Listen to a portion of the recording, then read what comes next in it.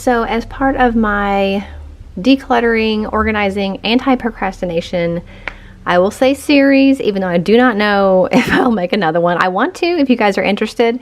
But one of the first places that I wanted to start was our battery drawer, because I really needed to get it organized for multiple reasons. Number one, I want it organized. And number two, I am trying to stock up on batteries when I can, just for various reasons. And as much as my husband doesn't usually complain, like he never complains if the house is a mess or something's all out of place, the one thing he complains about, which I find very ironic, is the battery drawer. I don't understand why. I mean, it is terrible. It's bad.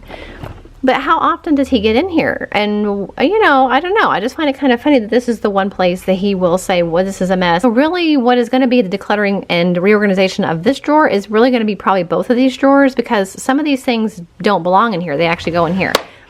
This is where he keeps his old watches. We have a bunch of extra phone cases. We have our old Googles that we want to get rid of.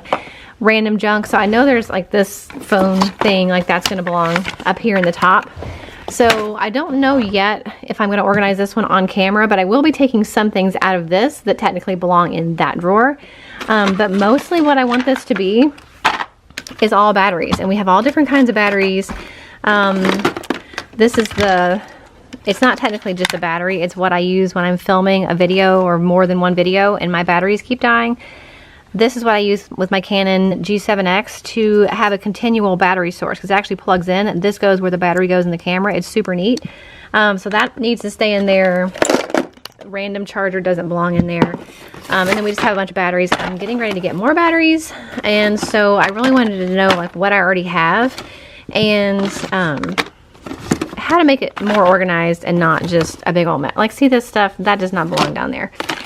And we just have like random cardboard from the batteries, another 2 watch things that are his.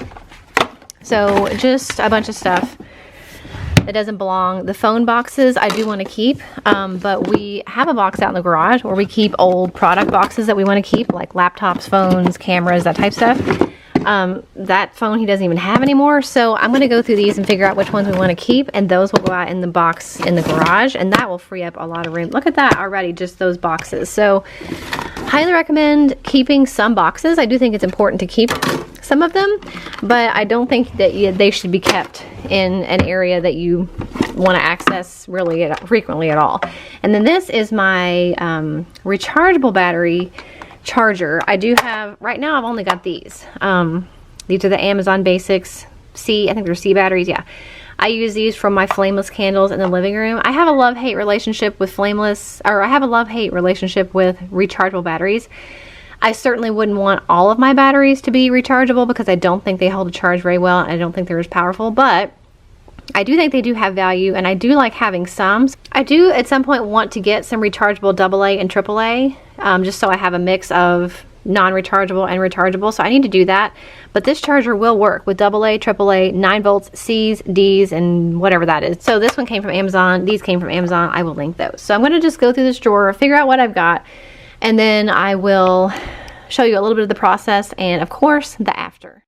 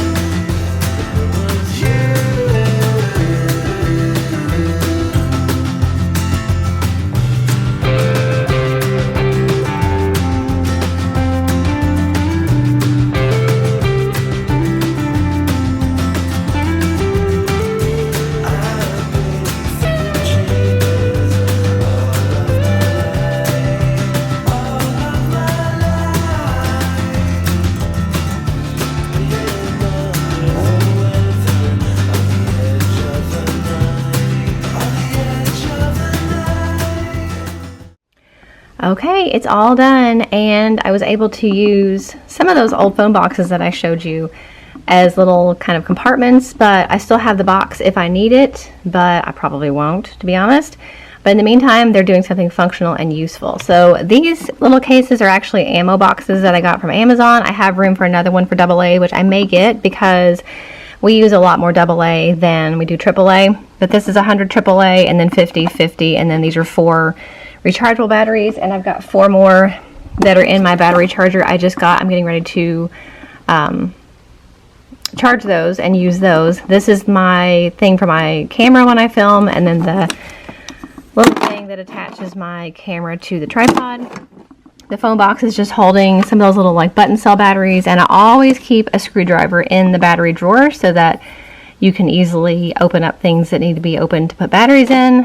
Then we've got D batteries, 9 volts. These are like little batteries that we use for our fan remote. And that's everything. So I think the next time my husband opens this drawer, he's going to be happy that it's organized and has room to grow, and maybe he won't be annoyed when he opens it anymore. And I think it's a really good place and really good way to store batteries where they're safe, they're dry, they're not touching each other, except for those are touching each other. But I wondered if this matters, and maybe if people know about batteries more than I do. Does it matter if they touch as much if like the little sensor things are covered? I don't know. But regardless, I'm happy with those the way they are. They're not really touching too much. These are kept separate, protected, and like I said, I might pick up another one for right there just so I have an extra room for AA's. And that's it. So I'm really happy with how it turned out. I will link the boxes that I have that I used in the description box. I will also link the battery charger and the rechargeable batteries that I have. I think it's a good idea to have both. I don't think rechargeable batteries last as long or are as powerful, but in an emergency or in things that you don't really need a lot of power for, or that you don't mind recharging more often, I definitely think they are valuable, and I think they're worth the money. So that is my very first kind of anti-procrastination, declutter, get it together with me video. If you guys like this video and you want to see more in this possible series, make sure you let me know by giving this video a thumbs up. Let me know in the comments some projects maybe you've been putting off that you can get done in maybe 5, 10, 15, even 20 minutes. This took me about 20 minutes, but I did have to film it over the course of 2 days because I had to order these and wait for them to come in.